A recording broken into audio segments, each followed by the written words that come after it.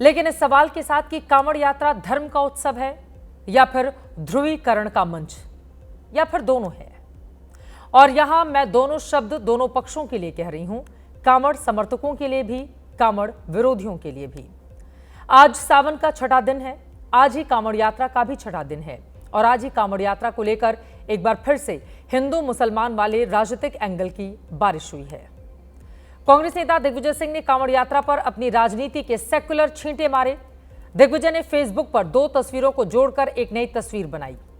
एक और हाईवे है जिसके आधे हिस्से में कांवड़ रखी हुई है और बाकी आधे हिस्से में ट्रैफिक जा रहा है। दूसरी तस्वीर पिछले साल दिल्ली के इंद्रलोक की रखी, जिसमें सड़क पर नमाज पढ़ते लोगों को पुलिस वाले ने लात मारकर उठा दिया था। दोनों तस्वीरें जोड़कर दिग्विजय सिंह ने कैप्शन दिया, एक देश दो कानून। दिग्विजय सिंह राजनेता हैं, राजनीति उनका धर्म है। हो सकता है इस पोस्ट का आइडिया उन्हें अपने जूनियर नेता कुंवर दानिश अली के बयान से मिल गया हो। दानिश का बयान सुन लीजिए, क्या उसी का आइडिया इंप्लीमेंट करते हुए नजर आ रहे हैं दिग्विजय सिंह। योगी सरकार इस देश के बहुसंख्यक समाज का रात दिन तुष्टीकरण में लगी हुई है, मेरा ये आरोप है। संविधान सबको बराबर का जीने का हक देता है। आप किसी एक समुदाय को तो कह दोगे कि ये सड़क के बाहर अगर साल में कोई एक बार इबादत करता है तो इनके नहीं, अगर इस बाउंड्री के बाहर सड़क पर आ गया तो मुकदमा हो जाएगा। दूसरी तरफ आप पूरा नेशनल हाईवे बंद कर देते हो। मतलब ये कुछ नहीं है, ये लोगों को सिर्फ भ्रम में रखना है, लोगों को इल्झा करके रखना है, जिससे कि सही सवाल लोग पूछ ना सकें।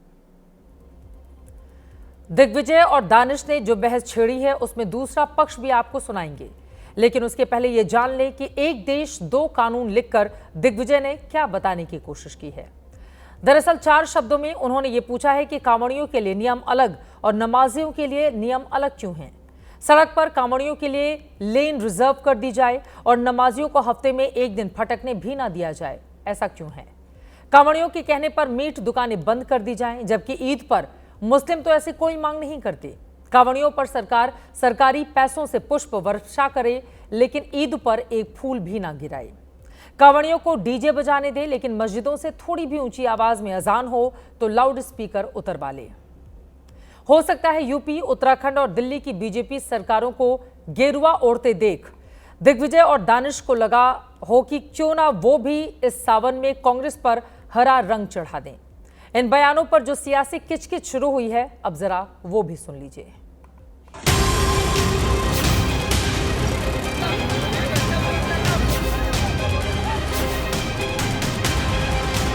और यात्री रुकते नहीं है, लगातार चलते रहते हैं और ये उनका एक फ्रस्ट्रेशन है।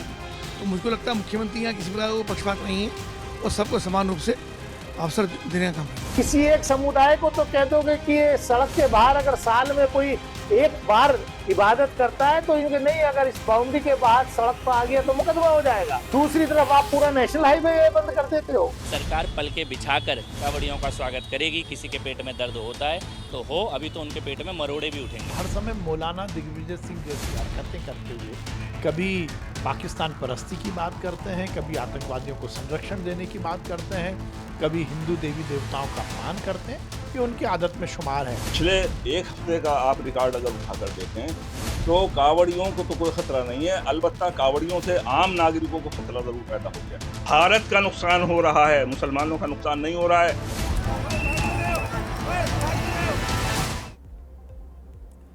कांग्रेस कहती है कि बीजेपी हिंदू मुसलमान करती है, बीजेपी कहती है कि कांग्रेस हिंदू मुसलमान करती है, और मेरी समझ ये कहती है कि सियासी शॉर्टकट हर पार्टी लेती है।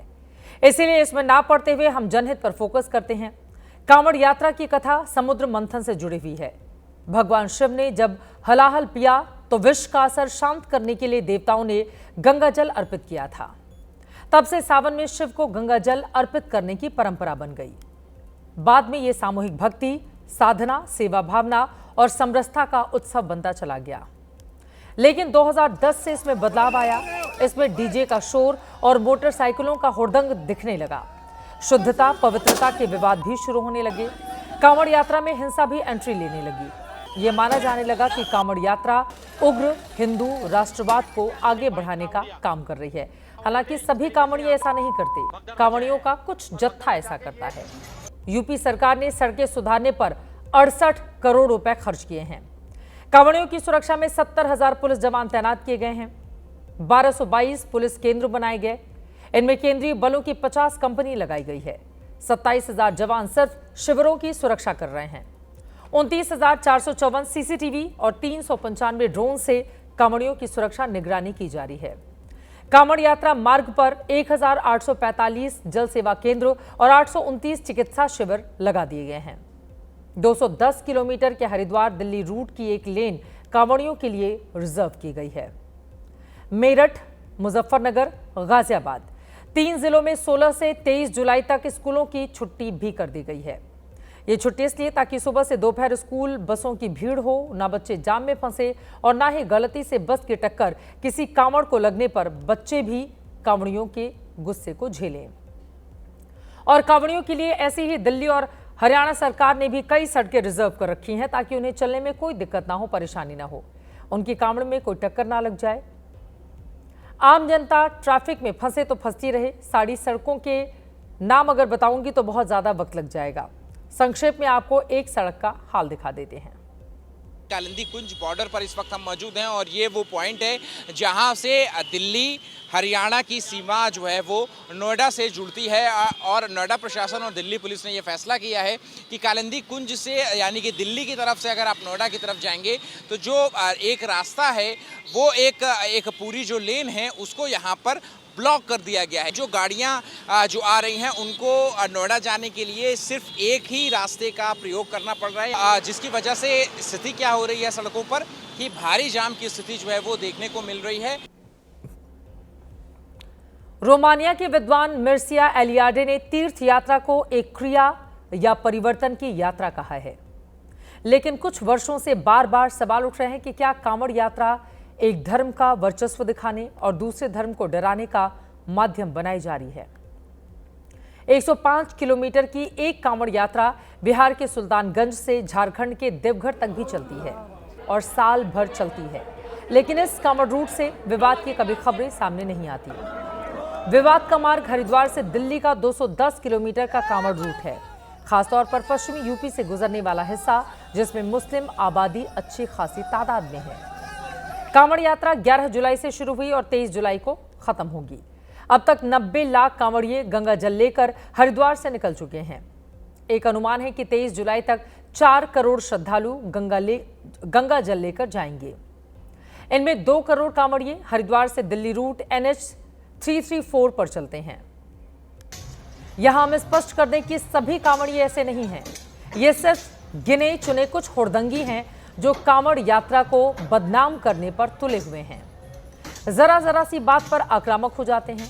इसमें हिंदू मुसलमान एंगल भी नहीं है। ये स्कूल बसों पर हमला करते वक्त भी कोई लिहाज नहीं करते। एक कार में परिवार बैठा हो ये उसे भी चकनाचूर कर देते हैं।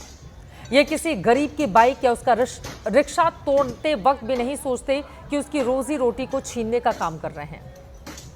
ये खुद का विधान चलाते हैं, उठक बैठक लगवाकर दंड देते हैं। हमारा सवाल है कि ऐसे कांवड़ियों पर फूल आखिर क्यों बरसनी चाहिए?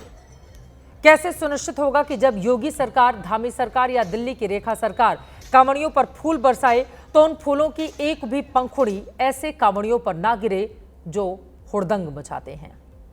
और ऐसे ही लोगों की वजह से कांवड़ यात्रा बदनाम भी होती है।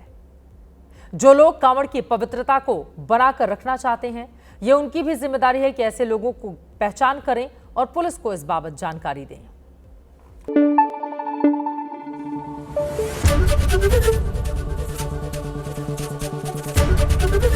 ABP न्यूज आपको रखे आगे।